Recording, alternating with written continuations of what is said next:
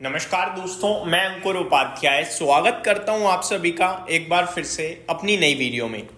और एक बार फिर सेम चाल चल रहा है बाजार। इंडेक्स हरे निशान में, स्टॉक्स लाल निशान में, पोर्टफोलियो चल नहीं रही है, मार्केट ऊपर जा रही है।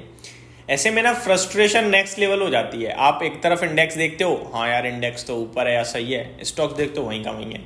थोड़ी देर बाद आप देखते हो इंडेक्स ऊपर से 50 पॉइंट नीचे आई, स्टॉक्स देखते हो तो 2% गिर गया।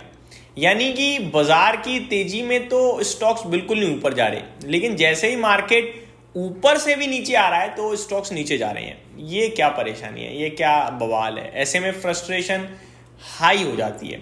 मैं आपको बताना चाहूंगा आज एक्सपायरी के चलते मूव्स चल रहे हैं निफ्टी में। सबसे पहली बात तो, और 25,200 पे था जब मैंने अभी थोड़ी देर पहले वीडियो शूट करके अपलोड करी थी, और यही कहा था कि यहाँ पे जिसने हमारे चलते पोजीशन बनाई थी वो चाहे तो प्रॉफिट बुक कर सकता है। साथ ही साथ ये भी कहा कि मुझे लगता है कि आज 25,100 का लेवल दिन के दौरान ब्रेक नहीं होगा।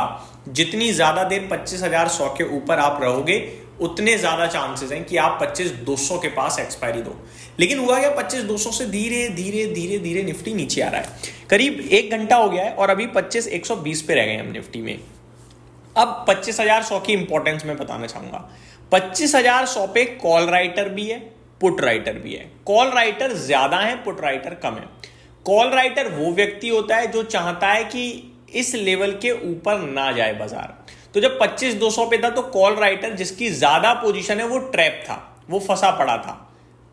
और जब 25,100 के नीचे निफ्टी निकलेगा तो वो सेफ हो जाएगा और पुट राइटर ट्रैप हो जाएगा। तो 25,100 की ये इंपॉर्टेंस है। अभी हम 25,120 हैं, लेकिन धीरे धीरे बाजार नीचे आ रहा है। तो कहीं ना कहीं कॉल राइटर हो सकता है और पोजीशन बना रहा हो, या जिन्हें डर लग रहा होगा वो पोजीशन छोड़ के भी जा रहे होंगे इस समय। तो 25,100 के ऊपर आप एडिशनल 50 पॉइंट ऊपर देखना, 25,100 के नीचे आप 25,050 की बात करना। बाकी आपके लिए बाजार आप सोचो कि 25,000 ब्रेक कर देगा या गिरने लगा या गिर रहा है या बढ़ने लगा बढ़ रहा है, दोनों ही गलत है। कल आखिरी वीडियो जो मेरी थी उसमें मैंने एक ही चीज बोली, 25,000 से 25,200 के बीच कहीं भी एक्सपायरी हो सकती है। 200 पॉइंट की रेंज शेयर करिए दोस्तों एक्सपायरी पे। मैंने 25,070 की क्लोजिंग थी कल, तो इसीलिए वो बड़े 200 पॉइंट का रेंज था क्योंकि डेटा वो सजेस्ट कर रहा था।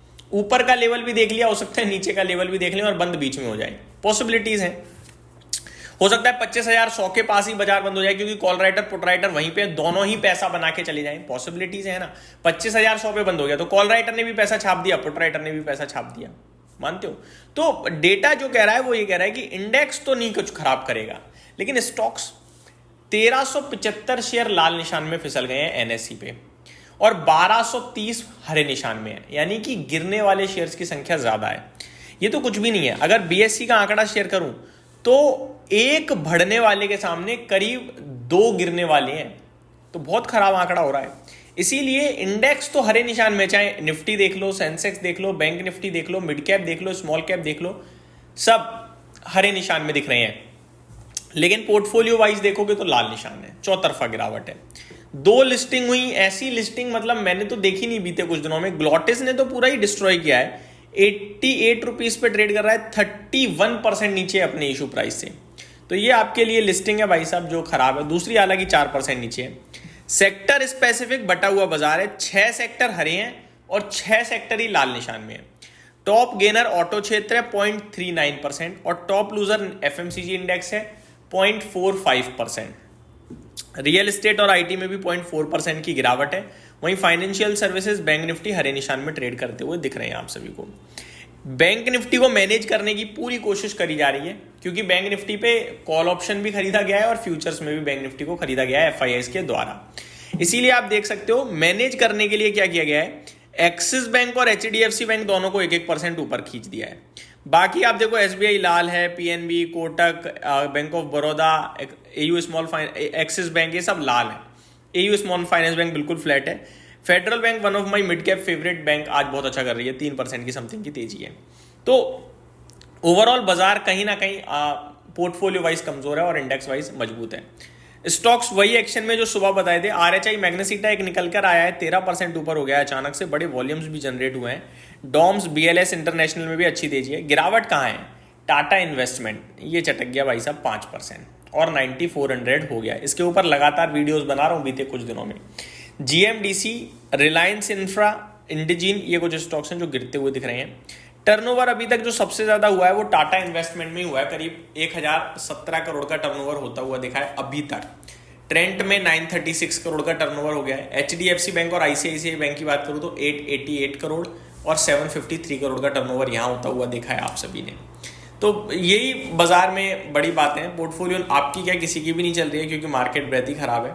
लेकिन मेरे को लगता है कि आज एक्सपायरी होने के बाद कल स्टॉक्स ऊपर हो सकते हैं और मार्केट हो सकता है फ्लैट या नेगेटिव हो सकता है और स्टॉक्स में तेजी बन सकती है, क्योंकि आज तो मैनेज करा जा रहा है इंडेक्स को, कल स्टॉक्स को कहीं ना कहीं खरीदा जाएगा, क्योंकि बाइंग फिगर जो आया है वो स्टॉक्स की वजह से है। अब स्टॉक्स चलेंगे नहीं तो उन्हें फायदा कैसे होगा, तो फिर स्टॉक्स कहीं ना कहीं हो सकता है कल चलें आपके लिए। तो ये मेरा मानना है। उम्मीद करता हूँ डिटेल्स डेटा पसंद आया होगा। Thank you so much for watching this video. Have a great day guys.